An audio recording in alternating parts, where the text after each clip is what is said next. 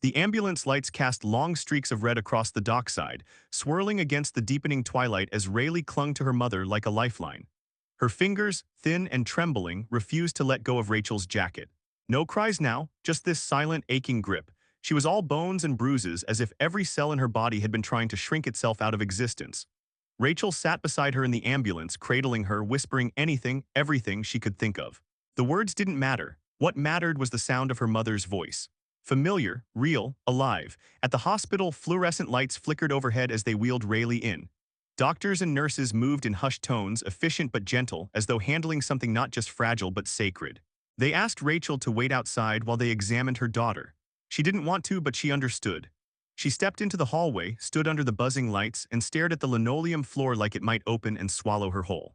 Officer Martinez stayed nearby. Alvarez arrived minutes later, still in his dust-covered slacks, his shirt streaked with the salt spray of the harbor. He looked tired, but his eyes still burned with purpose. "I just got off the line with the feds," he said. "It's bigger than we thought." Rachel didn't flinch. "How big?" "Evans is talking, says they were part of a network. Carnes wasn't working alone. He was a supplier, a kid finder. They'd target families, especially single parents, watch them for days, plan the whole thing down to the moment. Then they'd snatch the children and move them fast.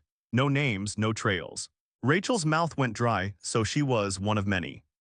Alvarez nodded. "We think there are at least 10 other children. We're moving on a property now, Cedar Island, remote, one of Carnes' hidden real estate holdings. There's hope, Rachel. There are other kids who may still be alive."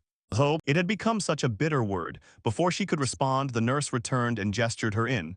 "She's asking for you." Rachel entered the room slowly. Rayleigh was curled up in a hospital bed, IV taped to her small wrist. Her hair had been cut jagged and short. Her skin was too dark, artificially tanned, as if someone had tried to erase her.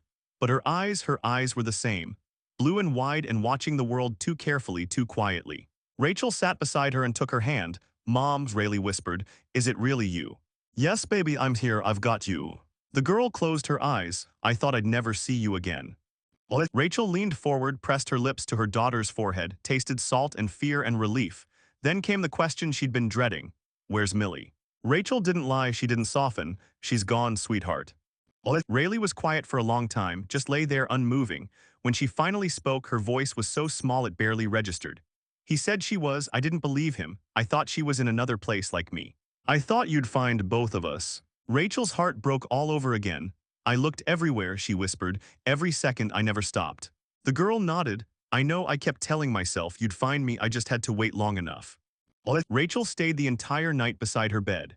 When Rayleigh drifted off into sleep, restless, tangled with soft whimpers, Rachel sat back in the chair and for the first time in 10 months allowed herself to breathe. But sleep never came. Instead, she watched her daughter breathe, studied every cut, every bruise, noted a small scar near the girl's scalp, new, ugly, it hadn't been there before. Morning crept into the room on slow beams of light through the blinds. Dr. Patel, a composed woman with gentle hands, came in to check on them. "She's malnourished," the doctor said softly. "Underweight, bruises on her back, legs, marks on her wrists and ankles, likely restraints. We'll be doing more scans and assessments, but physically with proper care, she'll recover." "And the rest?" Rachel asked. The doctor's pause was longer. "That depends on time, therapy, and you." Rachel nodded. "She'll have everything she needs. No matter what." Hours passed. At some point, Alvarez returned. "We raided the Cedar Island property," he said. 3 more children found alive." Rachel's hands went to her mouth. "They're being treated now. We're contacting families." "And Carnes?" Alvarez's jaw tightened. "Still stonewalling, but Evans has flipped. Gave us names, drop-off points, connections. He's done, Rachel. He's going to die in prison." "Good," Rachel thought. "Let him rot." Alvarez hesitated. She also described the night on the cruise. Rachel's stomach turned.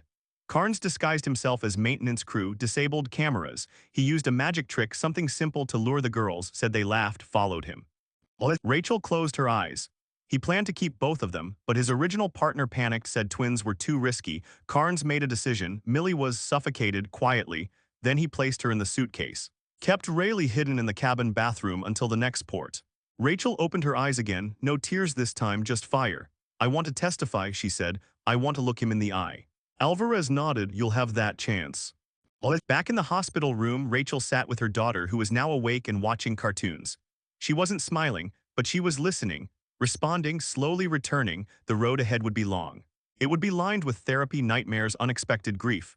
There would be questions, flashes of memory, screams in the night, silent meals, and always the empty space where Millie should have been, but they had each other. And maybe, just maybe, that was the beginning of something worth surviving for. It began with sunlight, not the harsh glare of hospital fluorescence nor the flickering strobe of sirens or camera flashes. No, this was real light, honest. Golden, warm. It streamed through the window of the recovery suite one morning and landed across Rayleigh's cheeks like it was made just for her.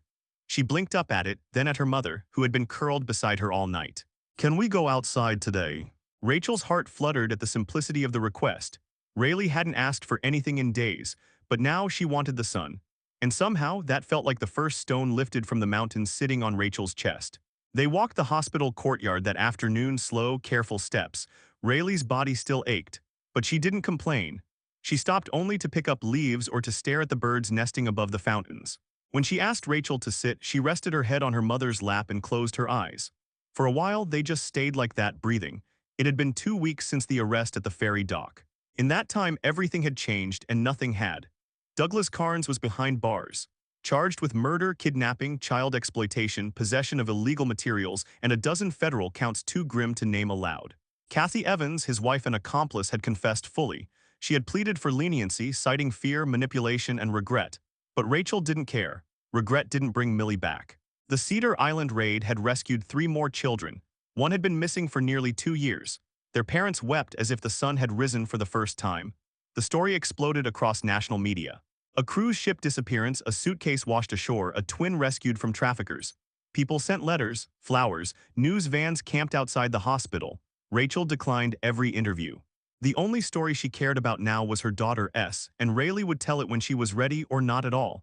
She met with prosecutors daily, she gave statements, testified before grand juries. She told the story over and over until her voice felt like sandpaper. But she didn't stop. Because Millie deserved more than a footnote in someone else's trial, Rayleigh, meanwhile, started therapy. At first, she sat in silence. When asked questions, she stared at the floor. But one day, unprompted, she began to draw. Her therapist provided crayons, and from those small trembling hands came scenes of houses, boats, a girl with blue goggles, another with a red shirt. And in the corner, always, a figure with no face, just a black outline. She didn't need words. The pictures said enough. Rachel studied them in the evenings when Rayleigh slept, each one a quiet scream. One morning, Rayleigh looked at Rachel across their hospital room and whispered, "I think I want to go to the beach." Rachel blinked, "The one where?"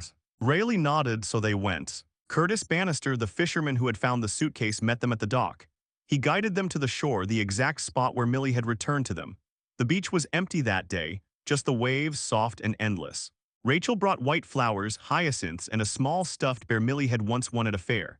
Rayleigh carried the drawing of her sister folded in perfect corners. They stood in silence. Then Rachel knelt and placed the bear on the sand just above the tide line. The flowers went next. Rayleigh hesitated, then stepped forward, unfolded the drawing, and pressed it flat against the sand. She didn't cry, she didn't speak. She just stood there, her face still, until the wind caught the edge of the paper and lifted it like a spirit. When it blew out to sea, Rayleigh smiled, just a little. That night back at the cabin, she said, "I feel like Millie saw it." Rachel held her close. "I think she did too." The funeral came 2 days later. It wasn't traditional. Rachel didn't want it to be. They chartered a boat, just like Frank and Elaine had done in Mornington all those months ago. The same sea, the same waves, but now with a new name whispered into the wind. Millie Marin, sister, dancer, collector of red shirts, swimmer, dreamer, 8 years old forever. Rachel scattered her ashes where the ocean was calmest. Rayleigh stood beside her, silent, but with one hand resting on her heart. As the boat drifted back toward shore, Rachel felt something settle in her chest. Not closure. That was too clean a word. It was more like space. A clearing where the pain could breathe, where memory didn't stab but hum. Months passed. Rayleigh returned home with Rachel to Charlottesville. The house felt different now.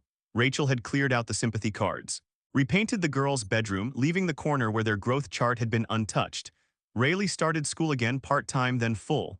Her teacher said she was quiet but observant. She always sat near the window, always flinched at sudden noise. But one day she laughed at a joke in class, and later raised her hand. Healing, Rachel learned, didn't look like triumph. It looked like the slow return of voice, of appetite, of sleep without nightmares. And then one afternoon, Rachel opened the mailbox and found a letter from a woman she didn't recognize. It read, "My daughter was rescued on Cedar Island because your daughter was brave enough to survive, because you were brave enough to fight. I hope one day I can thank you in person. Until then, I'm holding my child close and thinking of the one you lost." Rachel wept on the front porch. In the end, Millie hadn't just been taken, she had been mourned, she had been found. She had been loved. And that love didn't end at the grave or the ocean or the trial. It carried forward, in every child saved, in every nightmare interrupted, in every morning Rayleigh stepped out into the sun and let it touch her skin. The last thing Rachel did before the year ended was return to the beach alone. She brought a book, The Secret Garden, the very copy the twins had shared, and buried it deep in the sand where Millie's suitcase had once been found. A goodbye. A seed, and as she stood and turned away, a wave washed in, covering the spot like a promise. A new beginning. The ocean kept its secrets, but now it had given one back, and that was enough.